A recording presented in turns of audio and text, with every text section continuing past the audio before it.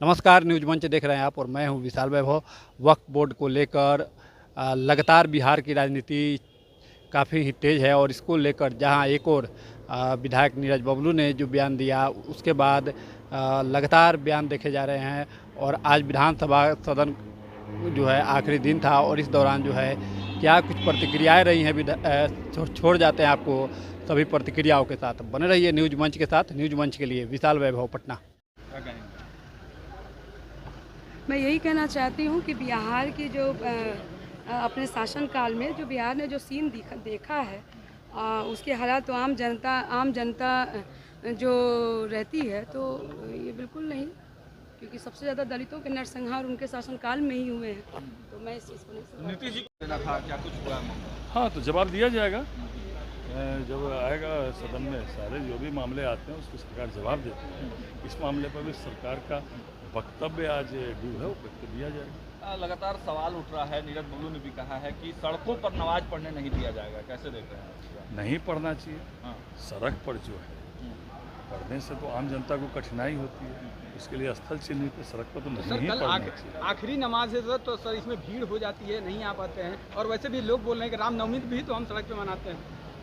नहीं, रामनवमी तो जुलूस की शक्ल में होती है। हाँ, तो वो भी 1 घंटे का, क्योंकि हर नमाज तो नहीं होती रोड पे। अब कल की आखिरी नमाज रोड पर नहीं ही पढ़ना चाहिए, जनता को करना। तो बिहार में प्रधानमंत्री मोदी की तरफ से सौगात मोदी मुसलमानों को बांटा जा रहा है, क्या मैसेज इसके जरिए? देखिए, मैसेज बहुत साफ है और स्पष्ट है कि आदरणीय मोदी जी जो कहते हैं सबका साथ, सबका विकास, सबका विश्वास और सबका प्रयास, तो जो सबका साथ है तो हम भी सबके साथ हैं। और सभी धर्म समाज के जो लोग हैं उनकी हर खुशी में, हर पर्व त्योहार में हम उनके साथ हैं। और ये जो ईद का पर्व आने वाला है, उस पर्व में भी आदरणीय प्रधानमंत्री जी सभी लोगों को, जो अल्पसंख्यक समाज के हमारे बंधु हैं, उनको अपनी सौगात भेज रहे हैं। ये तो वो बार बार प्रधानमंत्री जी कहते हैं 140 करोड़ भारतवासी हमारे परिवार के सदस्य, सबको अपना परिवार का सदस्य मानते हैं। तो परिवार में जहाँ जिसे जैसी जब खुशी होती है, उस खुशी में प्रधानमंत्री जी भी प्रत्यक्ष रूप से शरीक होते हैं। कांग्रेस के पूर्व प्रदेश अध्यक्ष तेजस्वी के नाम पर सहमति जता रहे सीएम पद को लेकर। देखिए, ये सब आपस का वो लोग का लड़ाई है और जैसे बिल्ली चूहा लड़ता है वैसे ही वो लोग लड़ते रहता है। तो ये बिल्ली चूहे की लड़ाई में मैं कोई प्रतिक्रिया नहीं दूंगा। अंततः ये कांग्रेस की मजबूरी है कि वो वही करेंगे जो राष्ट्रीय जनता दल कहेगा। ये बयानबाजी जो कर ले लोग, इन लोगों की कोई ताकत वजूद नहीं है कांग्रेसियों की कि ये लोग खड़ा होकर ठीक से बात भी कर पाए राजद के लोगों से। 25 पर नमाज नहीं पढ़ा जाएगा, ये बातें कही जा रही है। सर इधर भी देखिए, ये जो कानून व्यवस्था की बातें होती हैं, जो स्थानीय प्रशासन होता है, वो वहाँ की जो परिस्थिति होती है, जो उपलब्धता होता है स्थान का, उसके आधार पर निर्णय करता है। सर स्वास्थ्य विभाग में, स्वास्थ्य मंत्री है, स्वास्थ्य विभाग में क्या नियुक्तियाँ जो है वो आने वाला है? अभी पिछले 1 महीने के अंदर स्वास्थ्य विभाग में 19,000 से अधिक नियुक्तियों के संदर्भ में हमने विज्ञापन प्रकाशित किया है। तो 19,000 से अधिक का विज्ञापन 1 महीने के अंदर प्रकाशित हुआ है और ये विभिन्न पदों पर है। चिकित्सक, विशेषज्ञ चिकित्सक, paramedical staff, lab technician, X-ray technician, OT assistant, dresser, ऐसे अलग अलग जिनका बहुत ज़रूरत है आज अस्पतालों के अंदर में, ऐसे मानव बल का, उनकी नियुक्तियों के संदर्भ में निकला है। अभी और भी हमारे नर्सेज की नियुक्ति के संदर्भ में विज्ञापन निकलने वाला है। आयुर्वेदिक कॉलेज और जनरल मेडिकल कॉलेज के असिस्टेंट प्रोफेसर्स की नियुक्तियां बीपीएससी से निकली हैं। तो लगातार स्वास्थ्य विभाग की तरफ से विज्ञापन निकाल के खाली रिक्त पदों को भरने का काम हो रहा है, मानव बल को बढ़ाने का काम हो रहा है, ताकि हमने जो स्वास्थ्य सेवाओं को बेहतर किया है और आधारभूत संरचनाओं का विस्तार किया है, उसका बढ़िया से बढ़िया और ज़्यादा से ज़्यादा लाभ आम जनों को मिल सकते हैं। उनको भारत रत्न दिया जाना चाहिए।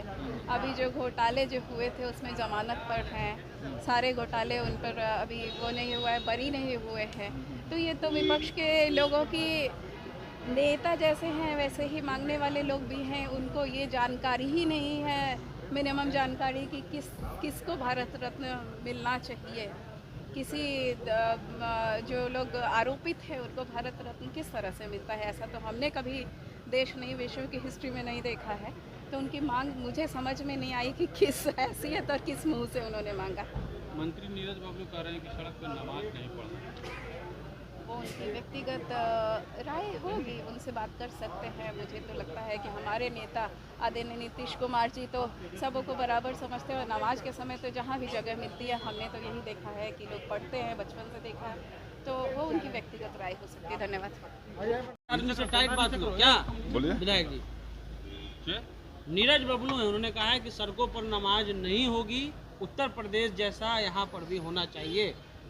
तो उत्तर प्रदेश का कानून बिहार में लागू करेगा बुलडोजर बाबा? हाँ। बिहार में ये जो है, बिहार जो है सामाजिक न्याय की धरती है, समझे? यहाँ सांप्रदायिकता का कोई वैल्यू नहीं है। तो हमको लगता है कि जो परंपराएं शुरू से होती आ रही है, मैं तो मुख्यमंत्री जी को भी कहूँगा कि ऐसे लोगों पर बंदिश लगावे जो आपसी भाईचारा को खत्म करना चाहता है।